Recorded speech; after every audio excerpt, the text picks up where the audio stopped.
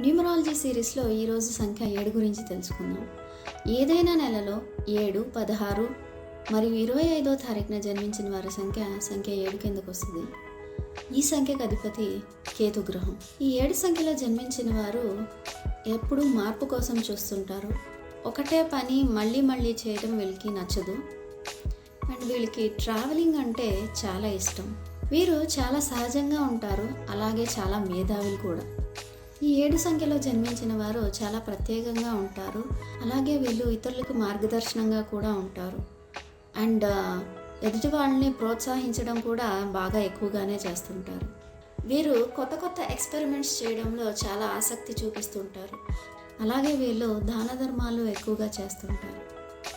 ఈ 7 సంఖ్యలో జన్మించిన వారికి ఫ్యూచర్లో ఏదైనా ప్రాబ్లమ్స్ వచ్చేటట్టుంటే వీళ్ళకి ముందే అవగాహన కానీ ఆలోచన కానీ అంతర్దృష్టి లాంటిది ఉంటుంది. కాబట్టి వీళ్ళు చాలా ప్రాబ్లమెటిక్ సిచ్యుయేషన్లో ఇరుక్కోరు, తొందరగానే బయటపడిపోతారు.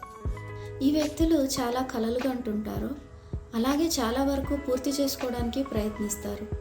ఈ వ్యక్తుల పట్ల చాలామంది ఆకర్షితులు అవుతుంటారు. వీళ్ళ యొక్క అభిప్రాయాలు చాలా దృఢంగా ఉంటాయి, అలాగే ఒకసారి నిర్ణయం తీసుకున్నాక వీళ్ళ అభిప్రాయాలు ఎప్పటికీ మార్చుకోరు. వీరికి సంగీతం అంటే చాలా ఇష్టం, అలాగే పెద్దవాళ్ళతో వీళ్ళ స్నేహం కొనసాగిస్తూ ఉంటారు. వీళ్ళకి పెద్దవాళ్ళతో మాట్లాడడము, ఎక్కువగా వాళ్ళ గురించి తెలుసుకోవడము, వాళ్ళకి హెల్ప్ చేయడము, అలాంటివన్నీ వీళ్ళకి బాగా నచ్చుతుంటాయి. ఈ వ్యక్తులు లోతైన నీటిలో కానీ, స్విమ్మింగ్ ప్లేసెస్కి వెళ్ళినప్పుడు కానీ, లేదు ఎక్కడైనా వాటర్ ప్లేసెస్కి వెళ్ళినప్పుడు కానీ చాలా జాగ్రత్తగా ఉండాలి.